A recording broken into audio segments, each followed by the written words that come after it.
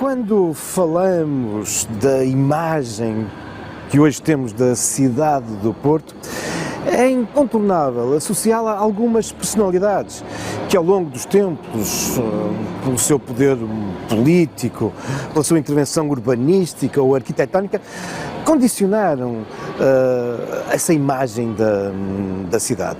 É o caso, por exemplo, do rei Dom Fernando, isto a propósito da muralha fernandina, edificada no século XIV. É verdade que grande parte da muralha já desapareceu, mas subsistem ainda alguns troços dessa muralha, como por exemplo aquele junto à ponte Luís I, um dos elementos mais icónicos da cidade. Em rigor, a ideia dessa muralha e grande parte da sua construção deve-se ao avô do rei Dom Fernando, Afonso IV, mas como foi Fernando que terminou a muralha, daí a designação de muralha fernandina. Outro nome incontornável no urbanismo da cidade é o todo-poderoso governador João de Almada, em meados do século XVIII, e entrando pela segunda metade desse século. E a ele se deve aquele que podemos considerar o primeiro PDM, o primeiro Plano Diretor Municipal do Porto, então designado como o Plano de Melhoramentos da Cidade. E a verdade é que aquilo que então é projetado e muitos dos equipamentos que então são edificados chegam até aos nossos dias. Se falarmos na passagem do século XIX para o século XX, é também incontornável o nome do arquiteto Marques da Silva, a que ficam associados alguns dos mais emblemáticos edifícios da cidade do Porto: o edifício Paládio, o Teatro Nacional de São João, a Estação de São Bento. Ou se falarmos já na segunda metade do século XX, enfim, é também incontornável o nome do engenheiro Edgar Cardoso, o homem das pontes, da Ponte de São João, da Ponte da Rábida. Mas se é verdade que quando falamos da imagem da cidade nos ocorre de imediato alguns nomes, também é verdade que injustamente há outros que estão muito esquecidos e que afinal contribuíram de um modo incontornável para alguns dos mais emblemáticos motivos, aqueles muito icónicos da cidade. É o caso, por exemplo, do escultor Henrique Moreira.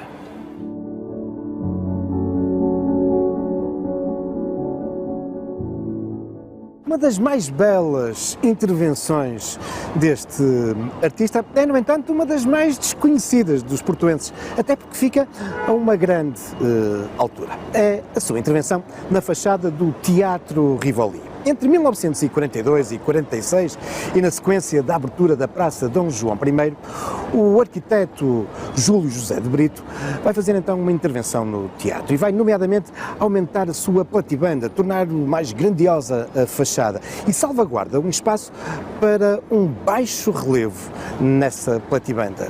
E o seu autor vai ser Henrique Moreira. É de facto muito bela, com um conjunto de figuras, de alegorias às artes cênicas, ao teatro, com as máscaras.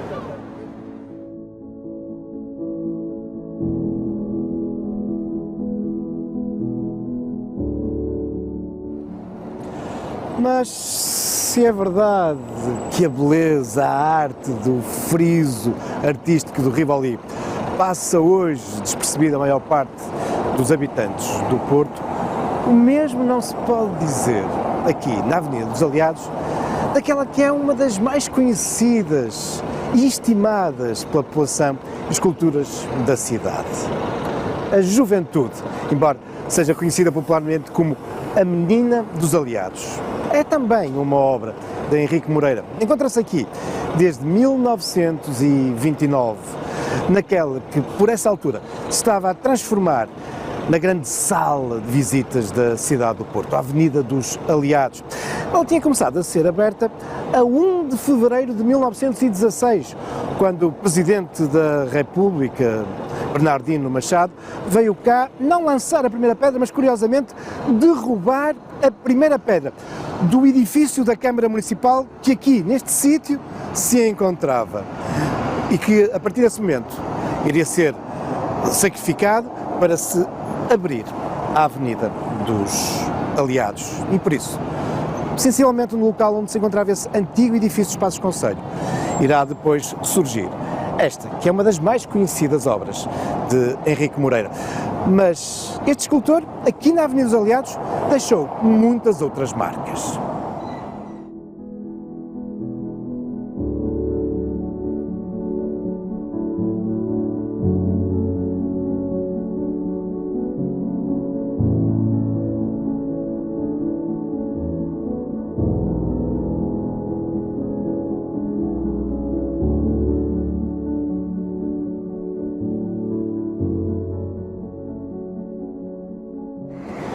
A curta distância da juventude, a escassas dezenas de metros, fica um outro motivo escultórico da autoria de Henrique Moreira.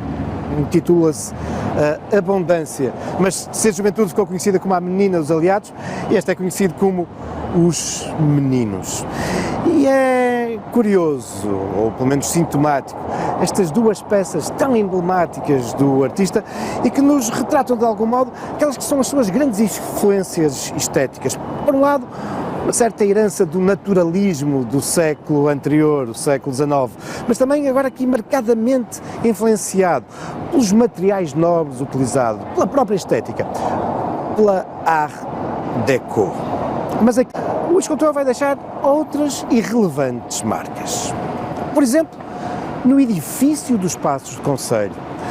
Naquele dia 1 de fevereiro de 1916, é deliberado a construção de um novo edifício para a Câmara do Porto, no topo da Avenida dos Aliados. A obra, no entanto, só arrancará em 1920 e vai demorar quase 40 anos a ficar concluída desde que foi lançada. Será com efeito apenas em 1957 que os serviços municipais se irão instalar naquele edifício. E por isso ela foi tendo várias intervenções e na sua fachada alguns dos mais emblemáticos e imponentes motivos escultóricos são também da autoria de Henrique Moreira, que aqui na Avenida dos Aliados fica ainda associado a intervenções artísticas em alguns dos seus mais históricos cafés. Caso, por exemplo, do Guarani.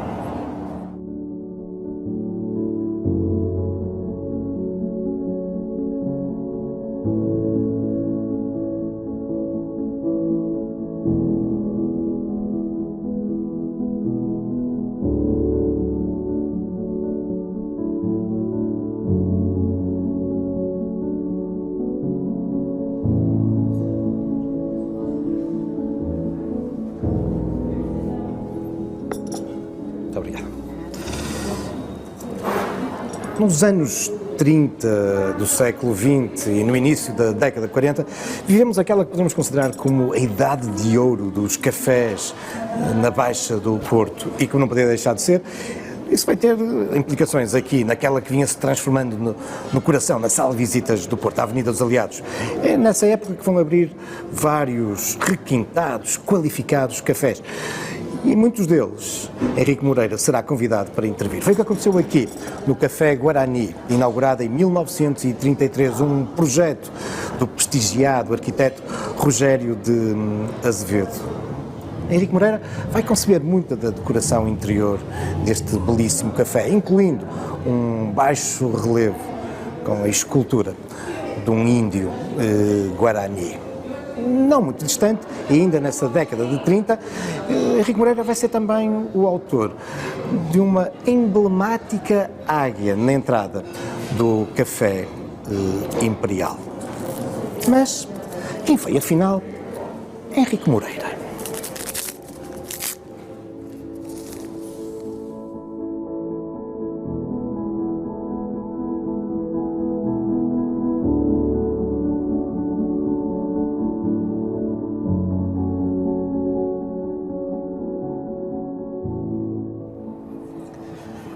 Henrique Moreira nasceu em 1890 em Avintes, no concelho de Vila Nova de Gaia, no seio de uma família relativamente modesta. O pai era tanoeiro, a mãe toucinheira.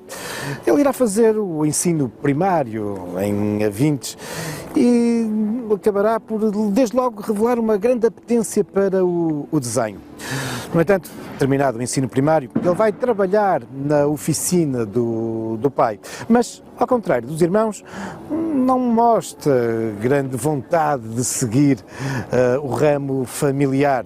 Tornar-se-á aprendiz de sapateiro e depois de santeiro, revelando uma vez mais a sua grande vocação para a escultura. Com 15 anos, em 1905, acaba por ingressar na Academia de Belas Artes do Porto e de imediato começa a dar nas vistas. Ele faz os 2 primeiros anos apenas num único ano. Terminará o curso 6 anos depois, com a média de 17 valores, tendo passado pelas mãos de vários mestres, incluindo o arquiteto Marques da Silva e o mestre Teixeira Lopes. Aliás, terminado o curso, ele começará a trabalhar na oficina do mestre Teixeira Lopes, do qual acabará, alguns mais tarde, por se autonomizar. Entretanto, o seu mestre é uma das testemunhas do seu casamento com uma jovem também de Avintes. A sua forte ligação à cidade vai ser, de algum modo, sublinhada e será um pouco o lançamento da sua grande carreira em articulação com o Porto, quando nos aproximamos do 10º aniversário da Grande Guerra. A cidade de Porto tinha já um monumento às vítimas do primeiro conflito mundial. Era um soldado romano aqui na Praça de Carlos Alberto. Mas a cidade não tinha grande empatia com esse monumento e resolveu substituí-lo por este, da autoria de Henrique Moreira, inaugurado em 1928. Começava aqui, de um modo muito significativo, essa ligação à cidade. Aliás, será logo no ano seguinte que ele irá colocar na Avenida dos Aliados a Menina dos Aliados. Seguir-se-ão outras relevantes intervenções de exterior, mas também de interior. Por exemplo, aqui na Praça Carlos Alberto, ele irá conceber os baixos relevos de uma histórica loja de lãs e fios, Lopo Xavier. Mas ele será também o autor de intervenções no interior do Palácio da Justiça, no próprio edifício dos Passos do Conselho, também em igrejas, como é o caso da Igreja dos Congregados, onde é o autor daquele que é um dos mais populares altares da cidade, exatamente dedicado a Santo António. Será também o autor de intervenções na Igreja Nossa Senhora da Conceição, na Praça do Marquês do Pombal e, fundamentalmente, em teatros e cinemas. Ele é o autor de uma famosa estátua que esteve durante muitos anos na entrada do cinema Águia de Ouro, chamava-se A Banhista, e é também o autor das belíssimas esculturas dos relevos no foyer, no átrio do Coliseu do Porto e também no interior do Teatro Nacional de São João.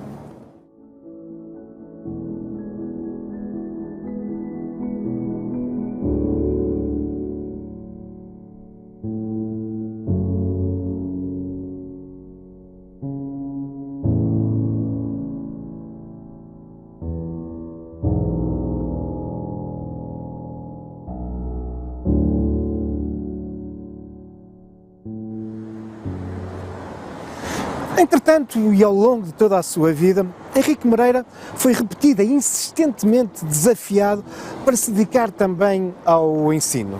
No entanto, irá recusar sempre esses convites, optando por uma carreira exclusivamente dedicada à produção escultórica e tendo o Porto como um dos palcos privilegiados. Esta é outra das suas mais famosas produções, aqui colocada em 1937, na Avenida Brasil, voltada para o mar. É um monumento de homenagem àqueles que, durante séculos, dedicaram a sua vida a socorrer os náufragos. Com efeito, nesta costa negra entre a foz do Rio Douro e a foz do Rio Ave, nestes penadias eram habituais os naufrágios, mas era também habitual haver estes velhos lobos do mar que nos seus pequenos barcos enfrentavam o mar e iam socorrer os náufragos. Esta é, indiscutivelmente, uma das obras mais dinâmicas de Henrique Moreira, que aqui na zona da Foz deixa outras duas obras. Um pequeno busto dedicado ao escritor Antério de Figueiredo, no largo com o mesmo nome, em frente ao Mercado da Foz. E em 1967, no Jardim do Passeio Alegre, um monumento a um outro relevante escritor originário da Foz, o escritor Raul Brandão. Mas personalidades, houve outras que foram homenageadas em esculturas de Henrique Moreira.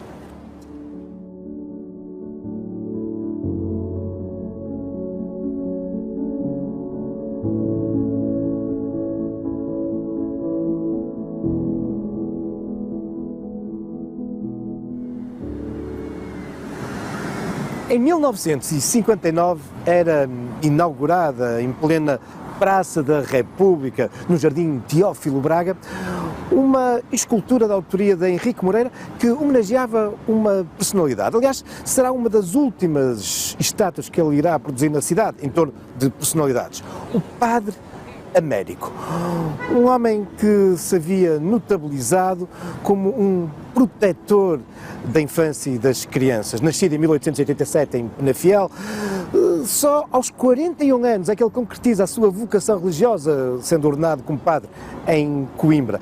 Ele será, entre outras obras, o criador da famosa Casa dos Gaiatos. Mas esta é uma escultura que desde a sua origem vai ser objeto de uma verdadeira devoção popular, uma vez que ao longo destas décadas até hoje temos assistido, em torno da figura de Padre Américo, a uma verdadeira canonização popular.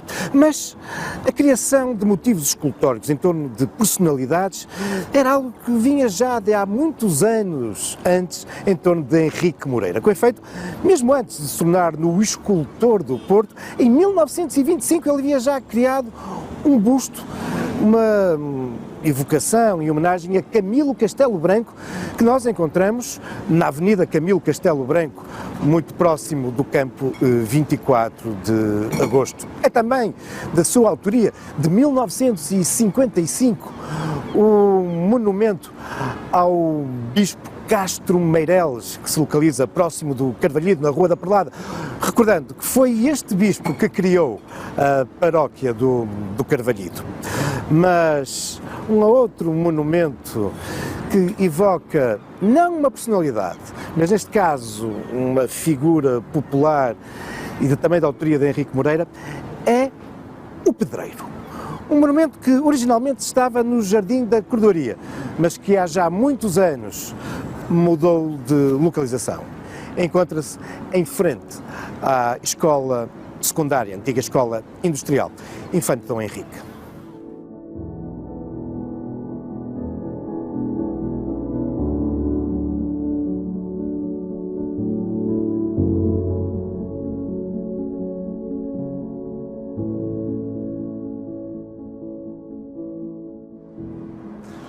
Além da estátua ao Padre Américo no Jardim da Praça da República e também do Pedreiro, Henrique Moreira deixa outras esculturas em relevantes jardins da cidade do Porto. Caso da Ternurenta A Ternura, no Jardim de São Lázaro, ou então, como não podia deixar de ser, aquele que é considerado como o grande monumento da cidade do Porto, aquele que foi erguido à memória da Guerra Peninsular, aqui bem no centro da rotunda da Boa Vista. É verdade que este monumento, cuja primeira pedra é lançada em 1909 para assinalar o primeiro centenário das invasões francesas, é da autoria do arquiteto Marques da Silva e do escultor Alves de Sousa.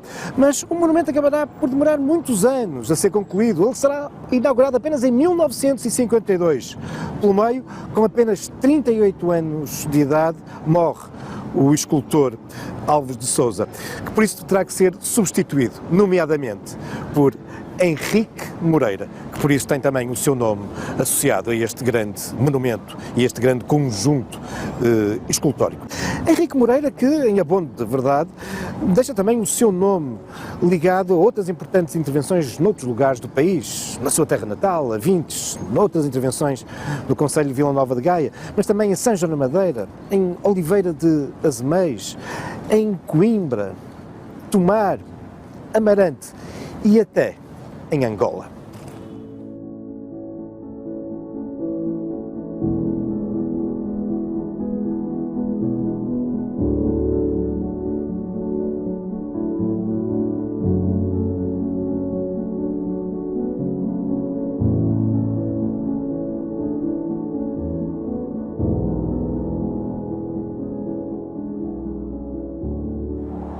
Durante os últimos minutos vimos apenas alguns exemplos do enorme legado, do património que Henrique Moreira nos deixou e muito especialmente à cidade do Porto. É uma herança de tal forma relevante que alguns o classificam como o escultor do Porto. Há também quem o considere demasiado academista, uma arte muito figurativa, mas é exatamente essa arte figurativa que acaba por explotar uma grande empatia entre agentes da cidade e as suas obras. Obras onde estão não só homenagens a grandes personalidades, mas também a figuras anónimas e populares, como a Menina dos Aliados ou o Pedreiro.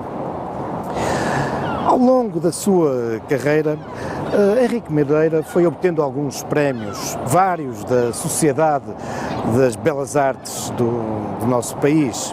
Também o Prémio Soares dos Reis, ou em 1929, a Medalha de Ouro da Exposição Ibero-Americana que decorreu em Sevilha.